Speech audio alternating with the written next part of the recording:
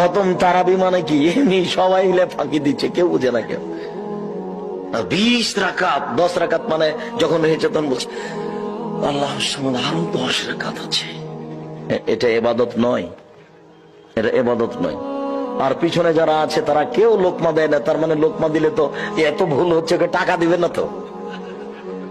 যারা টাকা দিচ্ছে তাদের তো, ওরা তো সচেতন মানুষ, ওরা তো মাস্টার মানুষ বা ব্যবসায়ী মানুষ, ওরা চোখ দেখলে বুঝতে পারে 19-20 ঘটনা কি, তখন অন্ধই চলছে, যেখানে পড়ছে পড়ছে।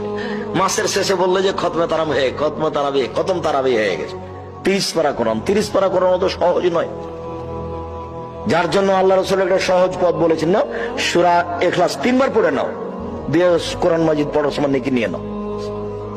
ওটা অনেক মর্যাদা। 1 মাসে পড়ো, 15 দিনে পড়ো, 7 দিনে পড়ো, 3 দিনে পড়ো, কোরআন মাজিদ শুরু থেকে শেষ পর্যন্ত পড়ো।